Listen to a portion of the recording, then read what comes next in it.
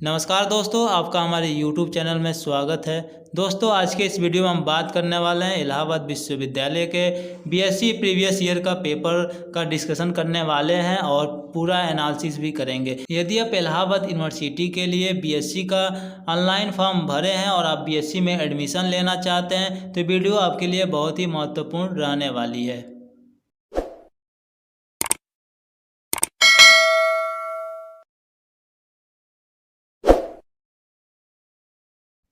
यह पेपर इलाहाबाद विश्वविद्यालय का 2020-21 का पेपर है और ये बीएससी केमिस्ट्री का पेपर है। बीएससी में टोटल 150 क्वेश्चन आते हैं और टोटल मार्क्स 300 नंबर होता है। कोई भी नेगेटिव मार्किंग नहीं होती है और प्रत्येक क्वेश्चन 2 मार्क्स का होता है। इलाहाबाद विश्वविद्यालय में बीएससी का पेपर का पैटर्न और सिलेबस का डिटेल एनालिसिस किया गया है, जिसका लिंक डिस्क्रिप्शन में दिया गया है। बीएससी में केमिस्ट्री से टोटल 40 क्वेश्चन पूछे जाते हैं, यानी 80 मार्क्स का केमिस्ट्री से आता है। पहला क्वेश्चन है जल का वाष्पीकरण है। वाष्पीकरण का मतलब ये होता है कि जल का वाष्प में बदल जाना। तो पहला ऑप्शन है ऊष्मा उत्क्षेपी परिवर्तन, ऊष्मा शोषी परिवर्तन, वह उपक्रम जिसमें ऊष्मा का परिवर्तन नहीं होता है। ऑप्शन डी है वह उपक्रम जो रासायनिक अभिक्रिया द्वारा होता है। इसका सही आंसर ऑप्शन ए ऊष्माक्षेपी परिवर्तन है। ऊष्माक्षेपी परिवर्तन को एक्सोथर्मिक प्रोसेस भी बोलते हैं। इसमें रासायनिक अभिक्रिया के दौरान एनर्जी जो है निकलती है, रिलीज होती है। ऊष्माशोषी परिवर्तन का मतलब ये होता है कि रासायनिक अभिक्रिया के दौरान एनर्जी एब्जॉर्ब होती है, मतलब शोषित होती है। क्वेश्चन नंबर दूसरा है निम्नलिखित में से कौन शब्द कोलाइडी से संबंधित नहीं है। ऑप्शन ए है ब्राउनी गति, बी है अपोहन और सी है परानिस्पंदन। ऑप्शन डी है तरंग दर। इसका सही आंसर ऑप्शन डी तरंग दैर्घ्य है। तरंग दैर्घ्य जो है तरंग से संबंधित है। तरंग दैर्घ्य को आप वेवलेंथ के नाम से जानते हैं। दो लगातार फ्रीक्वेंसी जो होती है उनकी बीच की दूरी को ही तरंग दैर्घ्य बोलते हैं। ब्राउनी गति का मतलब ये होता है कि कोलाइडी कणों का टेढ़ी मेढ़ी यानी जिग जैग मोशन को ही ब्राउनी गति के नाम से जानते हैं। क्वेश्चन नंबर तीसरा, एक प्रथम कोट की अभिक्रिया जिसकी अर्ध आयु मतलब हाफ टाइम पीरियड 480 सेकेंड है, इसका फार्मूला होता है T half equal to 0.693 upon अब यहाँ टाइम पीरियड है और के जो है दर नियतांक है। तो दर नियतांक की वैल्यू हम निकाल लेंगे, दिया हुआ है तो सीधे फार्मूला पे रखेंगे तो इसका आंसर आ जाएगा। इसका सही आंसर बी ऑप्शन होगा 1.44 इंटू 10⁻³ सेकेंड इनवर्स। चौथा क्वेश्चन है एंजाइम की सक्रियता अधिकतम है। एंजाइम की मैक्सिमम एक्टिविटी पूछा जा रहा है और इसका सही आंसर ऑप्शन ए 298 के होता है। तो ये डाटा है, आप ऐसे इसको याद रखिए। अगला क्वेश्चन नंबर 5, किसी ऊष्माक्षेपी अभिक्रिया की सक्रियण ऊर्जा है। ऊष्माक्षेपी से रिलेटेड एक और क्वेश्चन आया था। क्वेश्चन नंबर पहला, ऊष्माक्षेपी को एक्सोथर्मिक रिएक्शन भी बोलते हैं और जिसमें जो एनर्जी होती है रिलीज होती है। इसका सही आंसर ऑप्शन बी ऋणात्मक होगा। सक्रियण ऊर्जा हमेशा निगेटिव होती है ऊष्माक्षेपी अभिक्रिया के लिए। क्वेश्चन नंबर 6, यदि कैल्शियम हाइड्रोक्साइड की विलेयता √3 है तो गुणांक होगा। विलेयता गुणांक दोस्तों आपको इस क्वेश्चन में पूछा गया है। सीधे फार्मूला भी से रखेंगे, सॉल्व करेंगे तो इसका सही आंसर ऑप्शन डी 12√3 आ जाएगा। साम्य का मतलब इक्विलिब्रियम स्टेट होता है। Sulphur dioxide plus half O2 और फिर प्रोडक्ट में बन रहा है SO3 और फिर तथा दिया है 2SO3, फिर प्रोडक्ट में बन रहा है 2SO2 plus O2।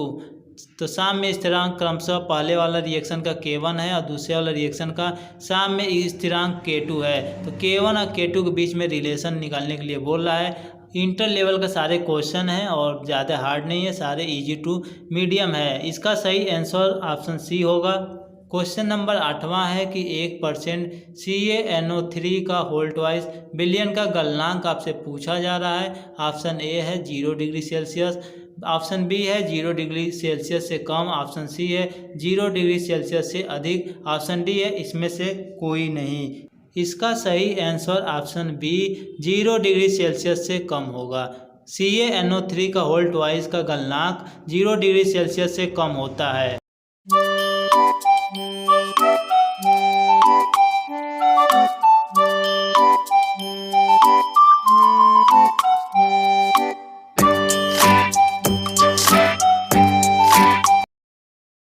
Question number 9, hydrogen परमाणु में यंत्र कक्ष की त्रिज्या दी जाती है। यानी इस क्वेश्चन में आपसे हाइड्रोजन परमाणु की यंत्र ऑर्बिटल की रेडियस क्वेश्चन में पूछा जा रहा है। इसका सही आंसर ऑप्शन ए r0n² होगा।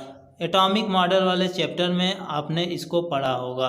क्वेश्चन नंबर 10, निम्नलिखित में से कौन सा यौगिक इलेक्ट्रॉन स्नेही योग में सर्वाधिक क्रियाशील है। इलेक्ट्रॉन स्नेही का मतलब ये होता है जो इलेक्ट्रॉन ग्रहण करते हैं, और उसमें सबसे एक्टिव कौन होगा। तो इसका सही answer option D CH3 CH double bond CH2 सबसे अधिक क्रियाशील ऑप्शन डी होगा, क्योंकि इसमें जो इलेक्ट्रॉन स्नेही होते हैं वो इलेक्ट्रॉन को ग्रहण करते हैं, अपने तरफ एक्टिवेट करते हैं। तो ऑप्शन डी जो है इसमें CH3 CH double bond CH2 ये आसानी से इलेक्ट्रॉन को ग्रहण कर लेता है। क्वेश्चन नंबर 11, निम्नलिखित में से कौन सा यौगिक टोलेन अभिकर्मक के साथ सफ़ेद अवक्षेप नहीं देगा। तो इस क्वेश्चन में ये पूछा जा रहा है टोलेन रिएजेंट के सेवन कराने पे इसमें से कौन सफ़ेद अवक्षेप नहीं देगा।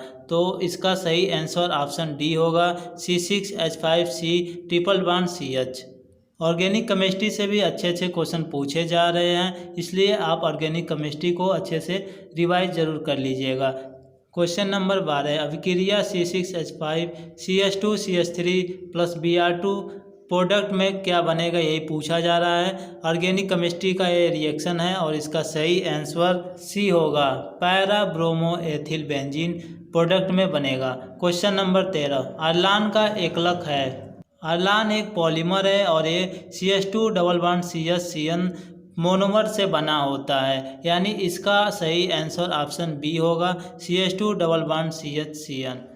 क्वेश्चन नंबर 14, जलीय विलयन में एलिफैटिक अमीनों की क्षारकता का क्रम पूछा जा रहा है। जलीय विलयन का मतलब यह है कि जलीय वाटर में डालने पे जो विलयन बनेगा एलिफैटिक अमीनों की क्षारकता का क्रम में बताना है। तो 14 का सही आंसर ऑप्शन सी होगा। 2 डिग्री सबसे ज़्यादा होगा, फिर 1 डिग्री होगा, फिर सबसे कम 3 डिग्री होगा। क्वेश्चन नंबर 15, स्टार्च निम्न के साथ अभिकृत होकर माल्टोज में परिवर्तन हो जाता है। तो वही बोल रहा है कि इसके साथ रिएक्शन करने पे स्टार्च जो है माल्टोज में चेंज हो जाता है। तो इसका सही आंसर ऑप्शन बी होगा। क्वेश्चन नंबर 16, निम्नलिखित में से कौन सबसे अधिक आसानी से नाइट्रीकृत हो जाता है। नाइट्रीकृत का मतलब यह है जो आसानी से नाइट्रोजन में बदल जाता है। तो इसका सही आंसर ऑप्शन बी है C6H5NO2। ये जो है आसानी से नाइट्रोजन में चेंज हो जाता है। फिर question number 17, CH3CHO aldehyde group जुड़ा हुआ है, प्रेजेंट ऑफ HCnH3O आयन और प्रोडक्ट पूछा जा रहा है, और इसका सही आंसर ऑप्शन सी होगा DL लैक्टिक एसिड। दोस्तों ऑर्गेनिक केमिस्ट्री से रिएक्शन ज़्यादा पूछे जा रहे हैं, इसलिए आप रिएक्शन को एक बार अच्छे से पढ़ लीजिएगा। फिर क्वेश्चन नंबर 18 है, अधोलिखित में से कौन सा यौगिक केनिजारो अपक्रिया नहीं है। नेम रिएक्शन भी दोस्तों ऑर्गेनिक रिएक्शन से रिलेटेड है और उससे पूछे जा रहे हैं। केनिजारो अपक्रिया ऑप्शन ए, बी और डी ये तीनों केनिजारो अपक्रिया हैं। ऑप्शन सी जो है केनिजारो अपक्रिया नहीं है। तो इसका सही आंसर ऑप्शन सी होगा। फिर अगला क्वेश्चन है क्वेश्चन नंबर 19, निम्नलिखित में से कौन सा चलायकता प्रदर्शित नहीं करेगा। इसका सही आंसर ऑप्शन बी है C6H5COCH2 C6H5। ये जो है चलायकता प्रदर्शित नहीं करता है, बाकी तीनों चलायकता प्रदर्शित करते हैं। क्वेश्चन नंबर 20, प्रशीतक के रूप में प्रयोग किए जाने वाला यौगिक है। इसका सही आंसर ऑप्शन बी होगा CF2Cl2, जिसे आप क्लोरोफ्लोरोकार्बन के नाम से जानते हैं। यह दोस्तों AC फ्रिज इन सब में ज़्यादा यूज किया जाता है। और दोस्तों क्लोरोफ्लोरोकार्बन के कारण ही ओजोन लेयर में छेद हो रहा है, तो ये इसका एक्स्ट्रा पॉइंट है। क्वेश्चन नंबर 21, फ्रिडले क्राफ्टर अपक्रिया निम्न यौगिक नहीं करता है। तो ऑप्शन डी एनिलीन होगा। नाइट्रोबेंजीन और टॉल्यूइन क्लोरोबेंजीन ये सब फ्रिडले क्राफ्टर रिएक्शन में भाग लेते हैं। एनिलीन जो है फ्रिडले क्राफ्टर अपक्रिया में भाग नहीं लेता है। तो ऑर्गेनिक केमिस्ट्री से नेम रिएक्शन भी ज़्यादा क्वेश्चन पूछे जा रहे हैं, तो उसे भी आप अच्छे से याद कर लीजिएगा। फिर क्वेश्चन नंबर 22 है, निम्नलिखित में से कौन हेल फ्लोराइड गैलेक्सी अपक्रिया नहीं प्रदर्शित करता है। इसका सही answer option D Meta nitrobenzoic acid है। हैलाइड जैसी अपक्रिया नहीं करता है। फिर क्वेश्चन नंबर 23 है, निम्नलिखित में से कौन सा धनायन सर्वाधिक अस्थायी है। तो इसमें आपसे पूछा जा रहा है जो कैटायन है कौन सबसे ज़्यादा स्टेबल है। दोस्तों जब भी कैटायन आपसे पूछा जाए कौन सा ज़्यादा स्टेबल है तो इसमें जो 3 डिग्री वाला होता है वही सबसे ज़्यादा स्टेबल होता है। 3 डिग्री का मतलब ये है कि जहाँ कार्बन से 3 मेथिल ग्रुप जुड़े होते हैं। तो इसका सही आंसर ऑप्शन डी होगा। और ऋणायन पूछा जाए तो वहाँ पे जो कार्बन से एक जुड़ा रहे यानी 1 डिग्री वाला ज़्यादा स्टेबल होगा। क्वेश्चन नंबर 24, निम्नलिखित में से किस यौगिक में सभी कार्बन परमाणुओं की संकरण समान है। इस क्वेश्चन में पूछा जा रहा है इसमें से कौन ऐसा है जहाँ कार्बन पे सभी जगह संकरण का मतलब हाइब्रिडाइजेशन होता है समान है। 24 का सही answer option B CH2 double bond C double bond CH2 होगा। इसमें सभी कार्बन में हाइब्रिडाइजेशन यानी संकरण जो है सेम है। क्वेश्चन नंबर 25, अभिक्रिया जली KOH CH3 thrice CH2 Br CH3 twice single bond CH2 CH3 निम्नलिखित का एक उदाहरण है। तो दोस्तों यह H2N टाइप का एक अपक्रिया है। तो इसका सही आंसर ऑप्शन बी H2N होगा।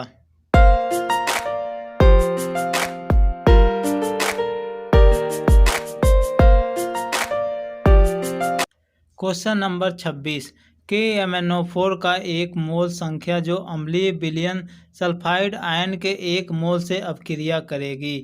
इसका सही आंसर ऑप्शन ए 1/5 होगा। 1/5 बिलियन ही सल्फाइड आयन के 1 मोल से अपक्रिया करेगी। क्वेश्चन नंबर 27, सबसे अधिक इलेक्ट्रो ऋणात्मक तल है। इसका सही ऑप्शन डी होगा फ्लोरीन। फ्लोरीन सबसे अधिक इलेक्ट्रो ऋणात्मक है। सबसे अधिक इलेक्ट्रो ऋणात्मक का क्रम आप ऐसे याद कर सकते हैं FCl Bri, मतलब सबसे ज़्यादा फ्लोरीन का होगा, फिर क्लोरीन का होगा, फिर Br का होगा, फिर I का होगा। तो आप इसको ऐसे याद कर सकते हैं। अगला क्वेश्चन, जर्मन सिल्वर मिश्र धातु है। जर्मन सिल्वर मतलब किस किस धातु से मिलके बना है, इस क्वेश्चन में यही पूछा जा रहा है। तो इसका सही आंसर ऑप्शन ए होगा, तांबा निकिल जस्ते को मिलाकर जर्मन सिल्वर बनता है।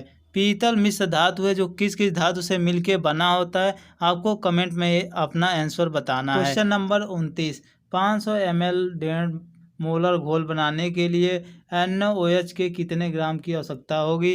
तो ये क्वेश्चन मोलरता पे है और आप इसको सॉल्व कर लीजिएगा, फार्मूले पे रखेंगे आ जाएगा। इसका सही आंसर ऑप्शन डी होगा। अगला क्वेश्चन, गलत कथन का चयन करना है, यानी इसमें 4 ऑप्शन दिए हैं, इसमें जो गलत है उसको बताना है। ऑप्शन ए, गर्म करने पे सभी प्रकार के कठोर जल मृदु जल परिवर्तित हो जाते हैं, यानी गर्म करने पे सॉफ्ट जल पे बन जाते हैं, सही है। सोडियम हाइड्रोक्साइड डालकर सभी प्रकार के जलों को मृदु जलों में परिवर्तित किया जा सकता है, तो ये भी सही है। सभी प्रकार के कठोर जलों को जियोलाइट के माध्यम से गुजारकर मृदु बनाया जा सकता है, तो ये भी सही है। मृदु जल बनाने के लिए जियोलाइट का यूज किया जाता है। ऑप्शन डी, सभी प्रकार के कठोर जलों को साबुन मृदु जल बना देता है, तो ये गलत है। साबुन के द्वारा हम सॉफ्ट वाटर नहीं बना सकते हैं। क्वेश्चन नंबर 30 का सही आंसर ऑप्शन डी होगा। क्वेश्चन नंबर 31, निम्नलिखित में से कौन सा यौगिक रंगीन होगा, यानी कलरफुल कंपाउंड पूछ रहा है। तो इसका सही आंसर ऑप्शन सी होगा। CuF2 एक कलरफुल है, बाकी calcium chloride, copper chloride, magnesium fluoride ये सब कलरफुल नहीं होते हैं, ये रंगहीन होते हैं। क्वेश्चन नंबर 32, गुणात्मक विश्लेषण के दूसरे समूह में तनु HCl डालने पे प्रयोजन है। तो ये करा है कि हम जब भी टाइट्रेशन करते थे प्रॉपर्टी के लिए उसमें HCl यूज करते थे कम सांद्रता वाला, तो इसका क्या उद्देश्य रहता था। तो इसका सही आंसर बी होगा। इसका इसीलिए यूज करते थे ताकि H2S का वियोजन यानी विघटन जो है घट जाए, कम हो जाए। अगला क्वेश्चन, डी इलेक्ट्रॉन का कोणीय संवेग पूछ रहा है, एंगुलर मोमेंटम।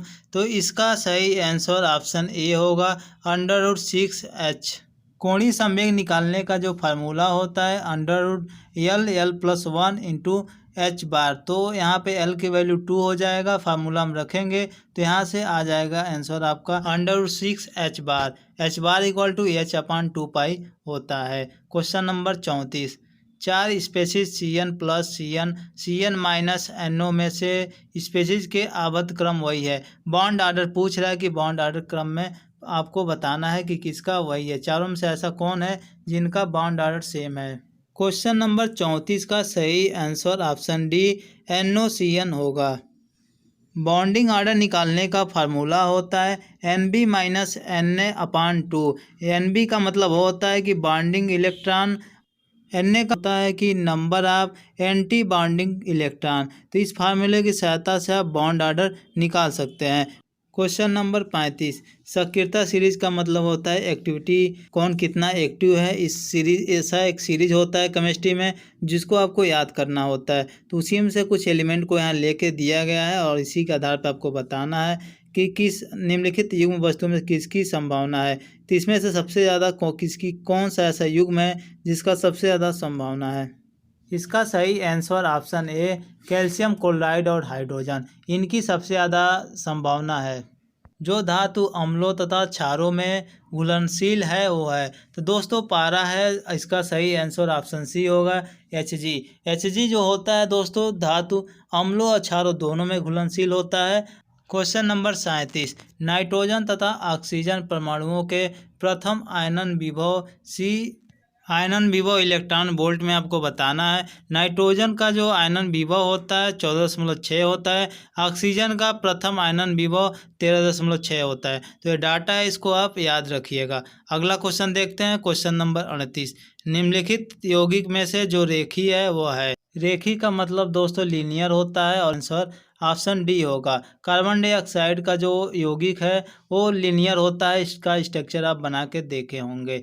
अब क्वेश्चन नंबर 39, सबसे ज़्यादा प्रतिशत आयनिक स्वभाव का अणु है, मतलब सबसे ज़्यादा जो आयनिक हो जाता है ऐसा नेचर वाला, इसमें से कौन सा है। तो इसका सही आंसर ऑप्शन बी होगा HF। हाइड्रोजन फ्लोराइड सबसे ज़्यादा प्रतिशत आयनिक स्वभाव वाला है।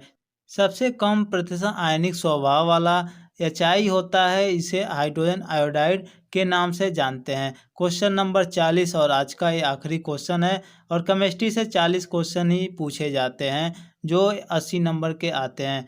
तो देख लेते हैं लास्ट क्वेश्चन आज का। कास्टिक सोडा के अधिक में जिंक घुलकर बनाता है। कास्टिक सोडा मतलब NaOH में जब अधिक मात्रा में जिंक डाल के घोल के बनाएंगे तो क्या बनेगा, यही पूछ रहा है। और इसका सही आंसर ऑप्शन डी होगा Na2ZnO2। तो दोस्तों आपने देखा इलाहाबाद यूनिवर्सिटी के BSc का केमिस्ट्री का पिछले साल का पेपर। तो पेपर का लेवल यही रहता है, आप अपना तैयारी इसी पेपर को ध्यान में रख के करें और इसी टाइप का करें।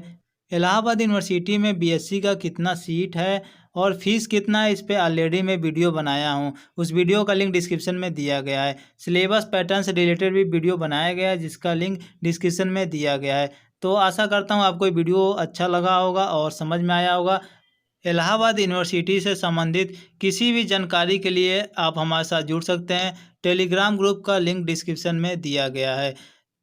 Thank you for watching.